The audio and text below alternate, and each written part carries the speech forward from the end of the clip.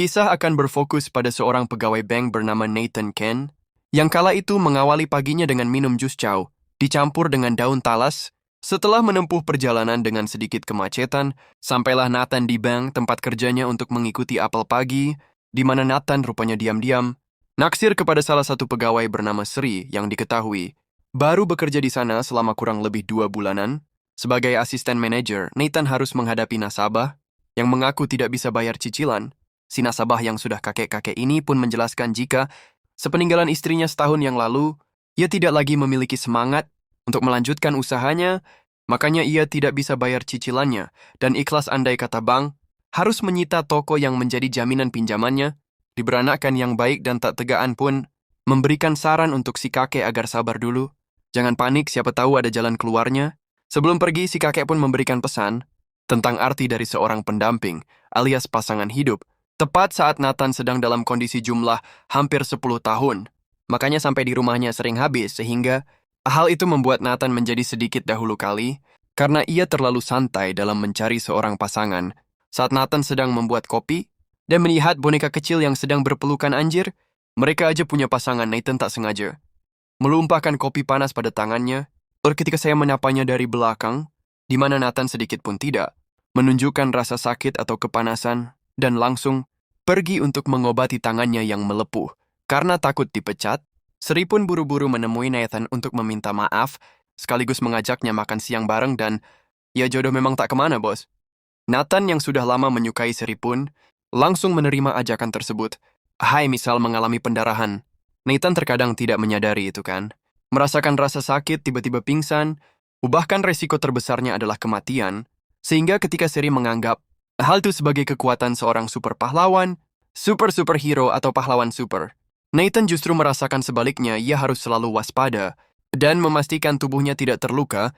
Di waktu senggangnya ketika tidak bekerja, Nathan biasanya main game online bareng dengan teman online-nya yang bernama Roscoe, yang bahkan dia sendiri belum pernah bertemu secara langsung. Namun meski begitu, Roscoe adalah teman online yang baik dan sering mendengarkan curhatan Nathan, termasuk menyarankan Nathan agar segera mencari pasangan supaya hidupnya tidak kesepian.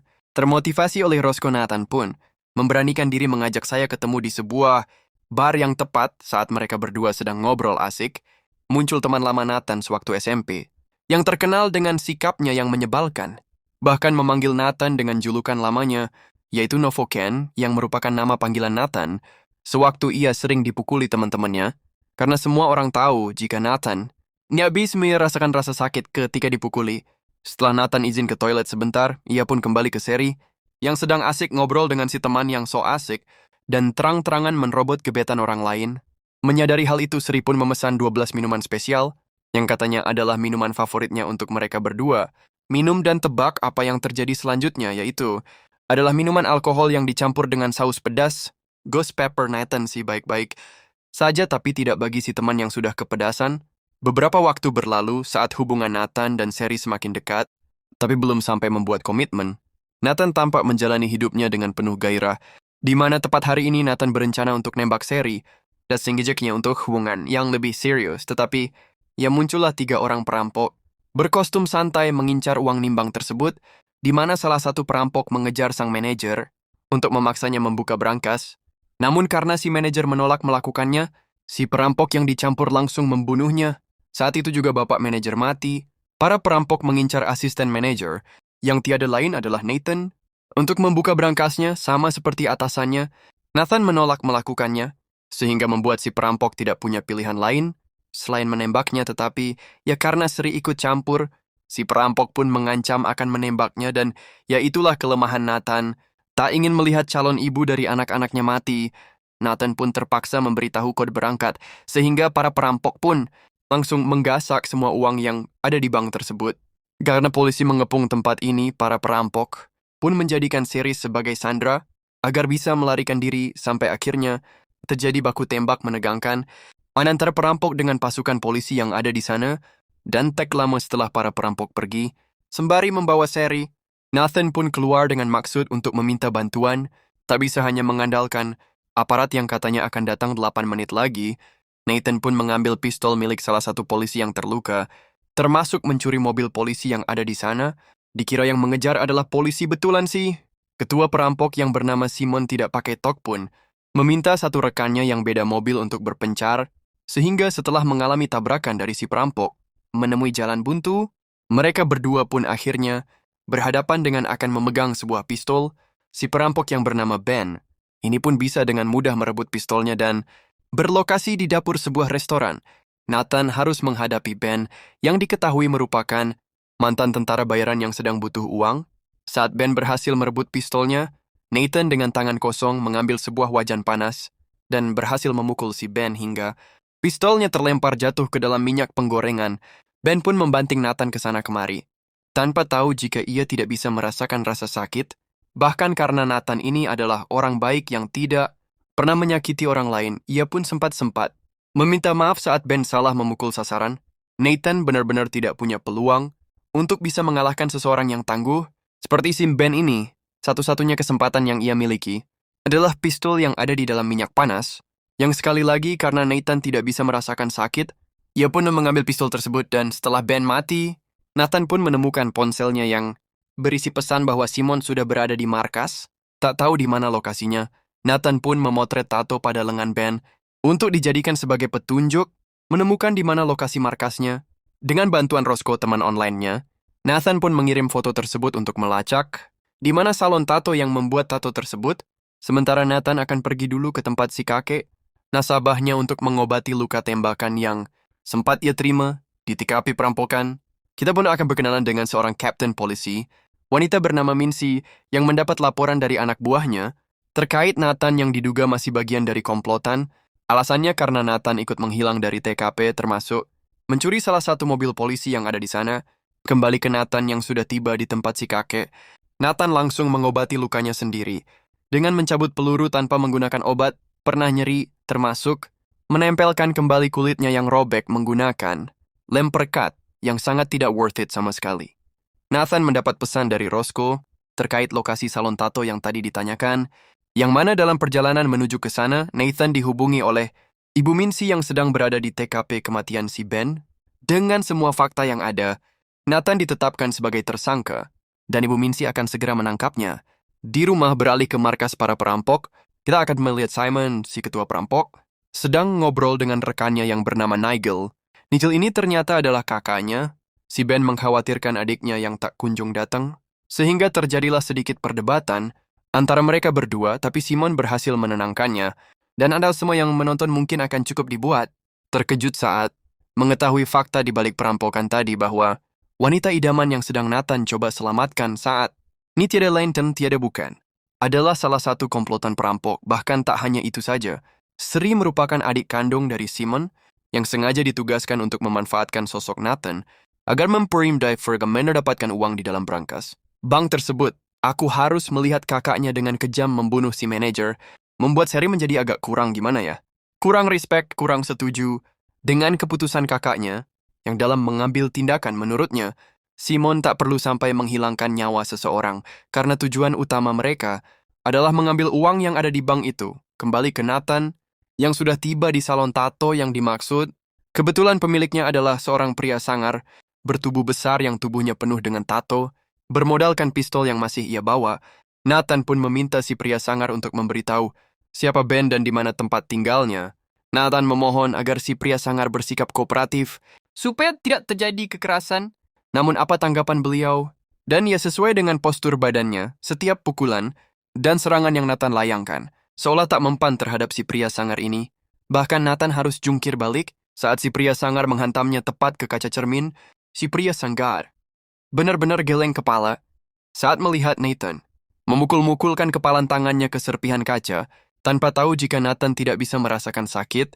Nathan menjadikan itu sebagai senjata, karena sebesar-besarnya tubuh seseorang tetap akan terluka ketika berhadapan dengan benda tajam, apalagi yang kecil-kecil. Setelah si pria sangar menyebutkan nama lengkap Ben, Nathan pun langsung menghubungi Roscoe untuk melacak nama tersebut. Tidak pakai lama, Roscoe berhasil mendapatkan identitasnya, termasuk alamat rumah yang menjadi tempat tinggalnya. Dalam waktu singkat, Nathan terlihat sudah sampai di rumah Ben dan kakaknya. Ia langsung masuk begitu saja tanpa memperhatikan area sekitar sehingga ia sebagai mantan tentara Bena, Nigel ternyata menyiapkan jebakan tersembunyi Kalau ada orang asing yang masuk ke dalam rumahnya, dan tebak jebakan apalagi yang mereka siapkan, setelah terkena dua jebakan tak terduga, Nathan pun menemukan sebuah seragam dengan nama Ben, yang merupakan seragam sebuah bengkel yang berada tidak jauh dari lokasi tersebut, di mana Nathan tiba-tiba saja terkena jebakan lain, yaitu saat Nathan sedang terkena jebakan gantung tali, ia pun langsung menelepon satu-satunya sahabat yang ia miliki. Siapa lagi kalau bukan Roscoe? Nathan meminta Roscoe untuk datang ke sana, dan menolongnya dari jebakan di mana Roscoe. Ini katanya memiliki tubuh tinggi besar seperti Drop dan wajah hampir mirip dengan Jason Momoa, sehingga sangat cocok untuk membantunya. Suatu ketika dalam kesulitan seperti ini, tak lama muncullah Nigel yang baru pulang ke rumah dan menemukan Nathan sedang masih tergantung.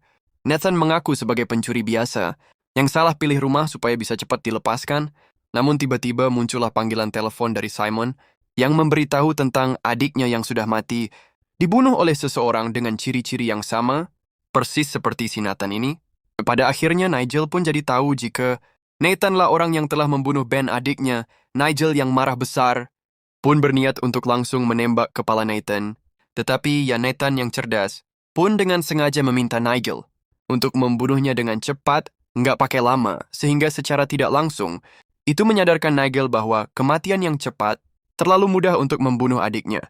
Sehingga Nigel pun punya cara lain untuk membalaskan kematian sang adik, yaitu akan disiksa terlebih dahulu tanpa tahu jika Nathan adalah orang yang tidak bisa merasakan rasa sakit.